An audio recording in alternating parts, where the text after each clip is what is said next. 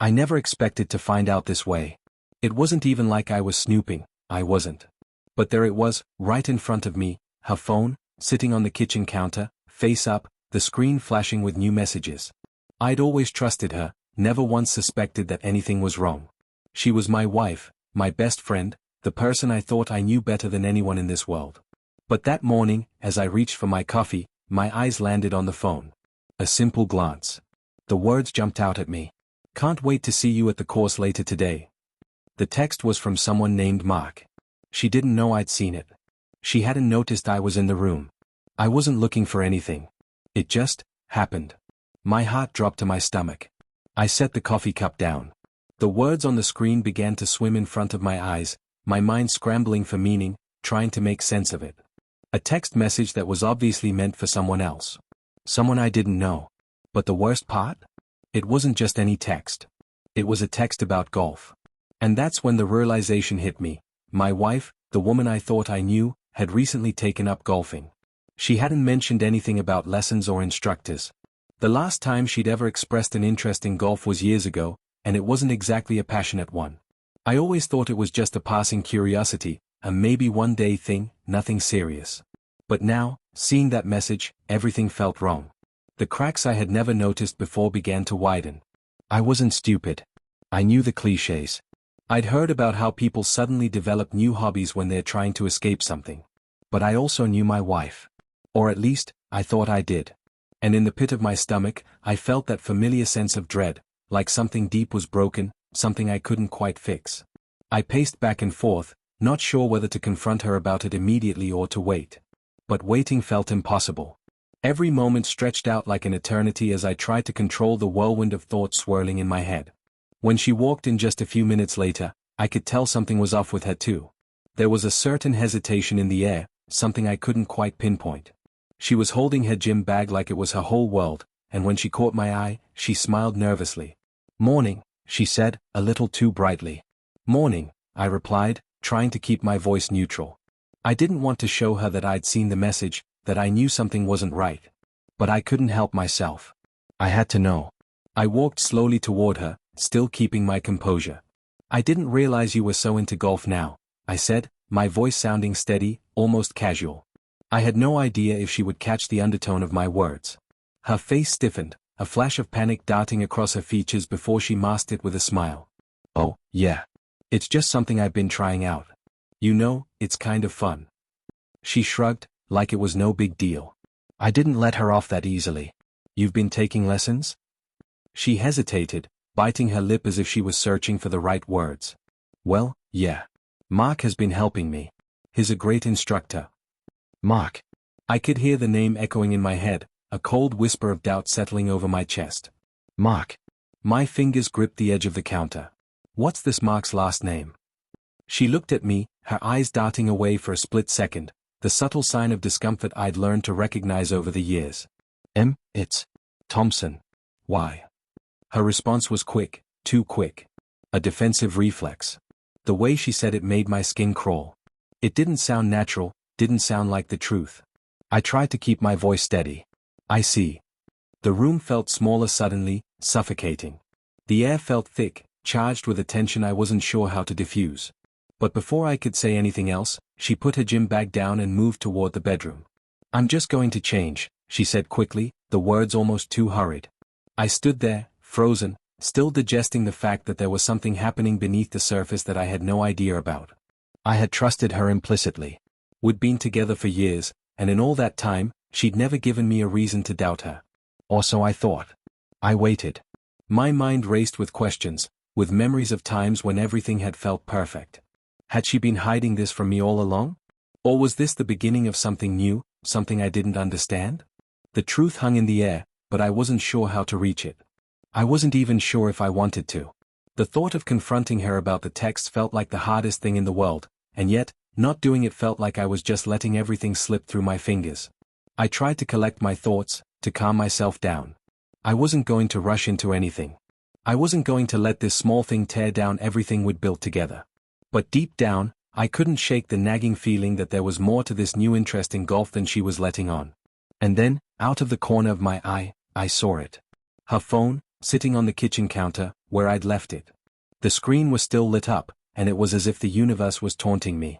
I took a breath and, against every instinct that told me to leave it alone, I reached for the phone. Her messages, Mark's messages, were still there. The last one was brief, but it made my heart stop in my chest.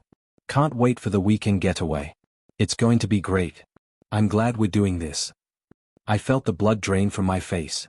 A weekend getaway. My mind reeled. It was the last straw. There was no denying it now. She wasn't just learning how to play golf.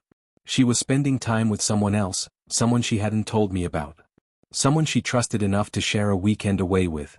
I didn't want to be the kind of person who jumped to conclusions, who accused without knowing all the facts. But as I stared at the message, the familiar knot in my stomach tightened, and I realized the truth. I couldn't ignore this any longer. The silence between us had grown too thick. The cracks in our relationship, once small and almost imperceptible, had become large enough to see, large enough to break everything open. The air felt heavy around me, like the weight of the world was pressing down, suffocating me. This wasn't just about golf. It wasn't just about the texts. It was about everything that had been left unsaid, every moment we had avoided confronting because we didn't want to face the truth. But now, the truth had found its way into the light. And it was more than I could handle. I couldn't just stand there pretending like everything was fine anymore. Something had to change. I took one last look at her phone, my hands trembling as I placed it back down. It wasn't enough to know something was wrong. I needed answers. I needed to understand why this was happening, and why she hadn't told me. It was time to talk. I couldn't breathe. The words I had read kept playing over and over in my head. A weekend getaway.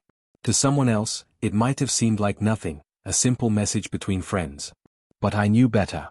I could feel the tension in the air, the way it thickened every time I was near her. I had to know the truth. And this time, I wouldn't let it go.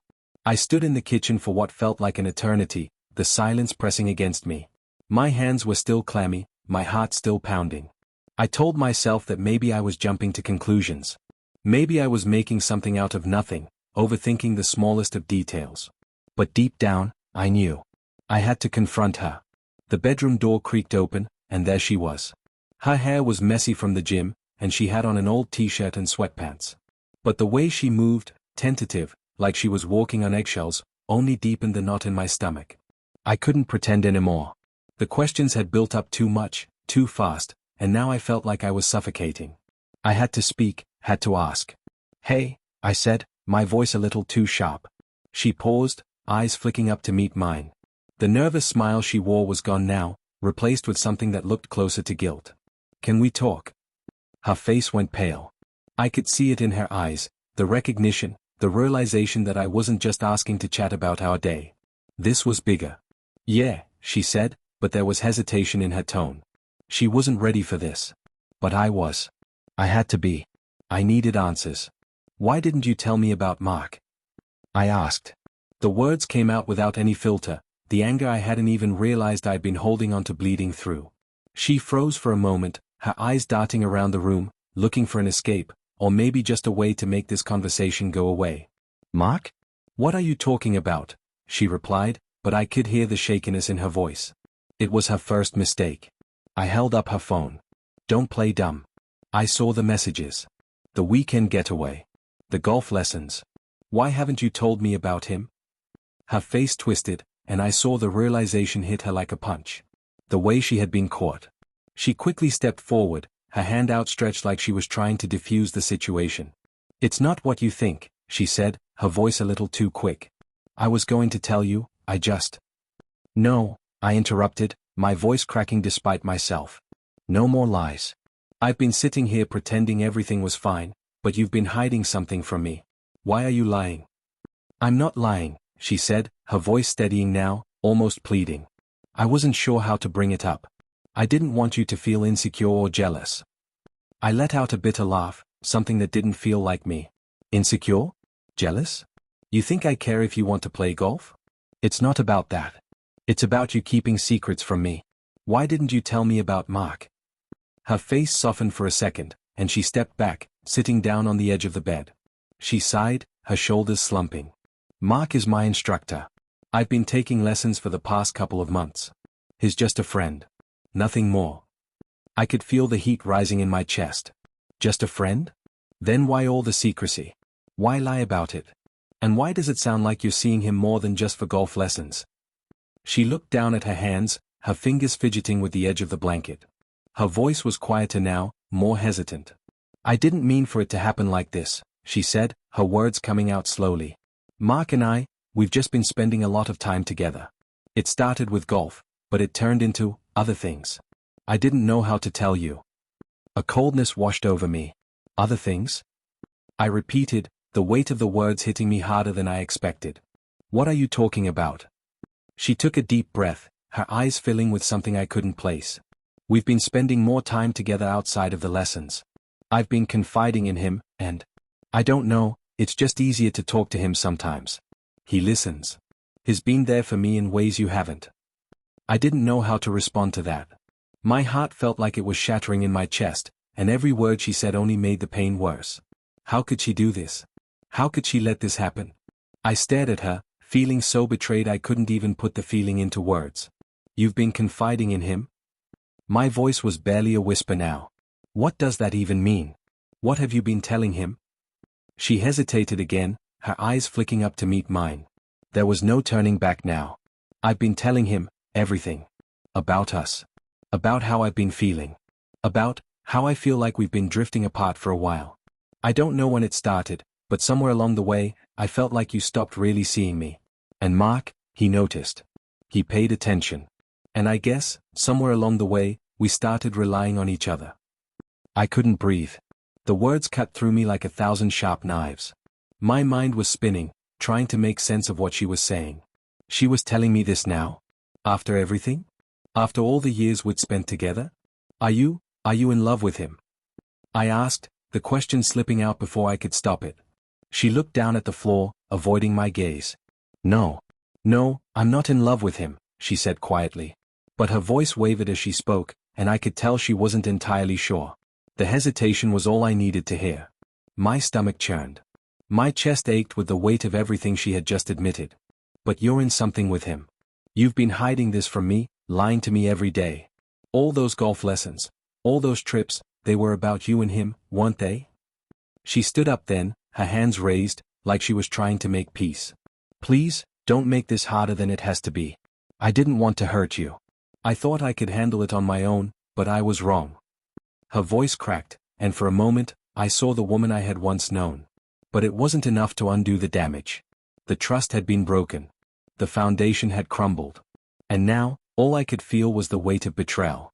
I trusted you, I said, the words slipping out without thought. I thought we had something real. I thought you were my partner, my best friend. I never meant to hurt you, she whispered, her voice barely audible. But the words felt empty now, just like everything else. The room felt too small, the air too thick, and I realized in that moment that nothing would ever be the same. The person I had trusted more than anyone had betrayed me in the worst way possible. And now, I had to figure out what came next. I couldn't shake the image of her sitting there, hands shaking, eyes pleading. But no matter how much I wanted to, I couldn't ignore the truth that was slowly gnawing at the edges of my consciousness. The truth that was louder than anything she had said. We were strangers now. Strangers caught in a moment where everything we had built together was crumbling apart in real time. The woman I thought I knew had become someone else, someone who had lived a life outside of the one we had shared. I stood there for what felt like hours, the silence stretching long enough to suffocate me. I wanted to yell, to scream, to demand every ounce of an explanation she hadn't given. But for some reason, the anger didn't come.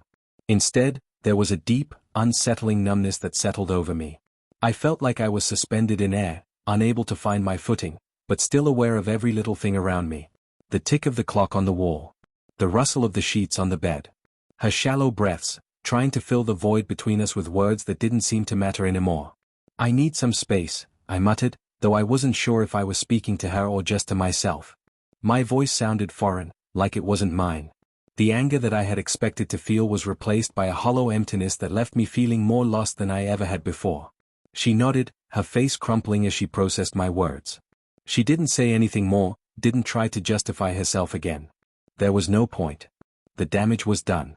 The gulf between us was too wide to bridge with apologies or explanations. It was all too much, too complicated, too raw, too real. I walked out of the room without another word. I don't even know where I was going, or what I expected to find out there. The rest of the house felt suffocating. Every inch of it was tied to memories, and now those memories felt tainted. I couldn't even bring myself to sit on the couch or reach for a drink from the kitchen. I was frozen. But the thought of going back to her, to that bedroom where the weight of her lies still hung in the air, felt unbearable.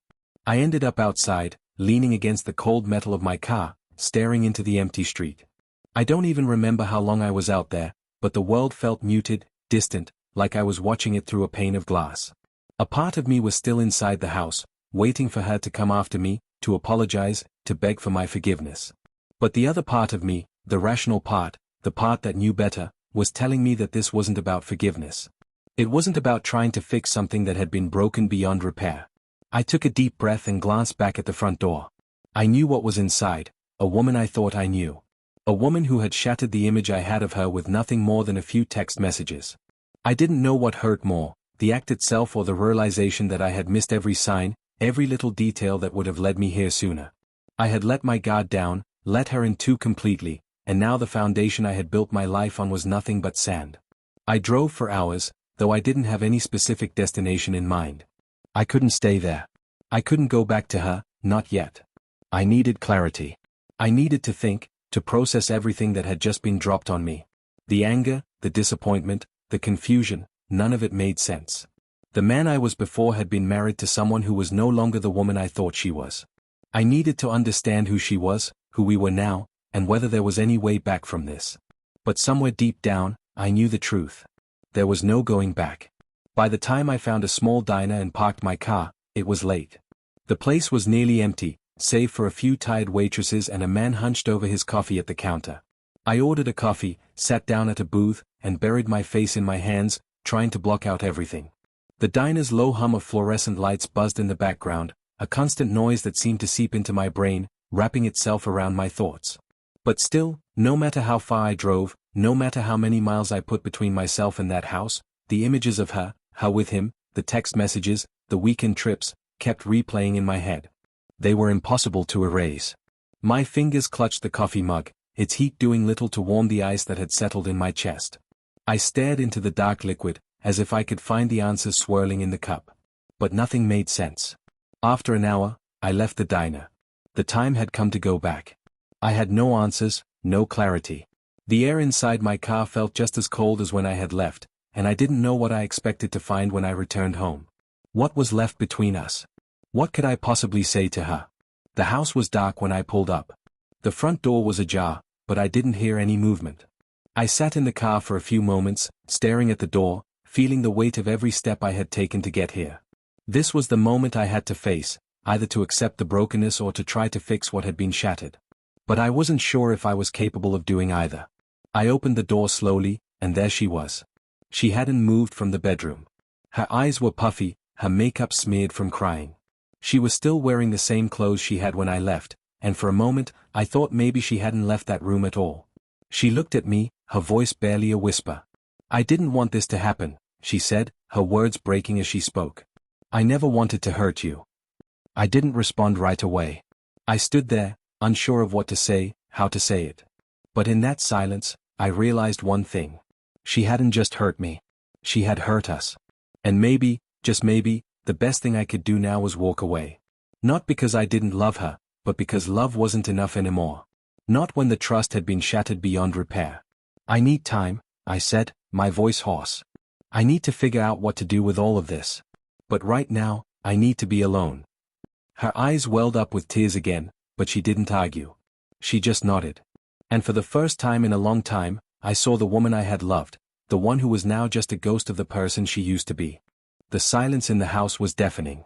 Every corner of it seemed to echo with the unspoken words, the lies, the what ifs. I had stepped back into the place I once called home, but now it felt like a foreign land, a place where nothing felt familiar anymore, a place where my heart no longer beat in rhythm with the walls. I didn't know where to go from here. The questions kept looping, faster now, as if they were trying to catch me. What would I do? What was left to salvage? Could I even look at her the same way again? I couldn't shake the vision of her face earlier, those trembling lips, those eyes full of guilt. She had confessed, yes, but it wasn't just the confession that hurt. It was the act itself, the betrayal that had punctured something I thought was unbreakable. She had looked at me that night with such sincerity, yet her words had been the final nail in the coffin. I found myself pacing around the living room, unable to sit, unable to rest. I felt like I was suffocating in the weight of it all. I wanted to rage, to tear apart every corner of this house that held the remnants of the woman I once trusted. I wanted to scream at the top of my lungs, but there was no one left to hear me. My voice would bounce off the walls, and then it would disappear into the nothingness. After hours of restlessness, I made my way back to the bedroom. I wasn't sure what I was hoping for.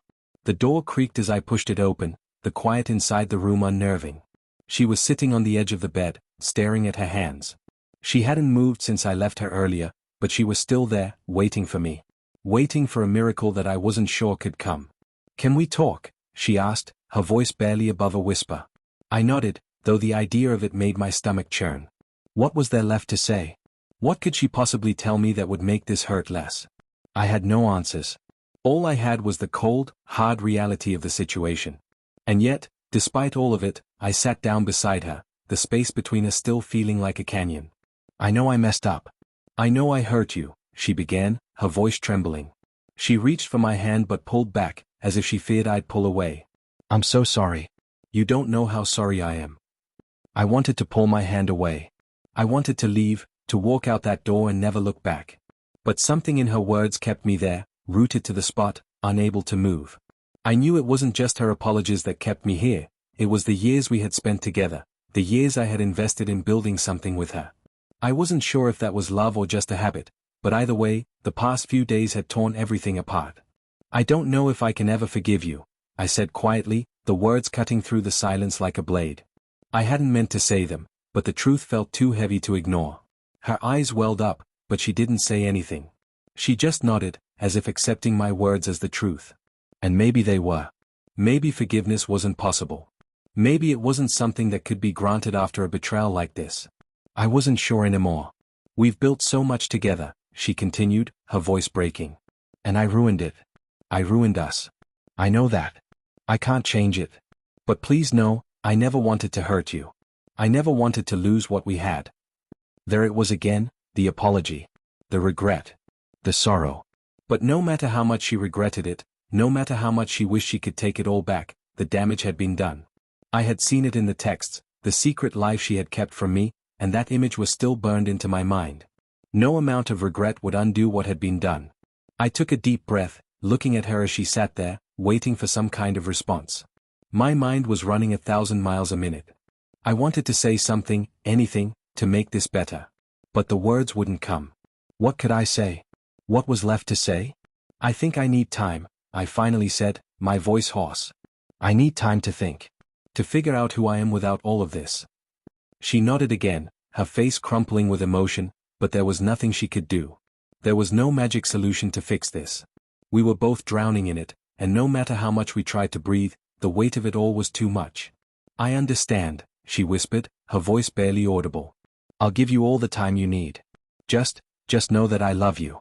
I always have." I didn't respond. I couldn't. Because in that moment, I wasn't sure if I still loved her. Not the woman she was now. Not the woman who had betrayed me, not the woman who had torn apart everything I had ever known. And that realization hit me harder than anything she could have said. I stood up, walking toward the door, needing the space, the air, anything to escape the suffocating weight of the room. But as I reached the threshold, I turned to look back at her one last time. "I'll be downstairs," I said, my voice firm. "I don't know what's next for us, but I'm not ready to face this yet." She didn't say anything. There was nothing more to say. As I closed the door behind me, I realized something. We were both broken now.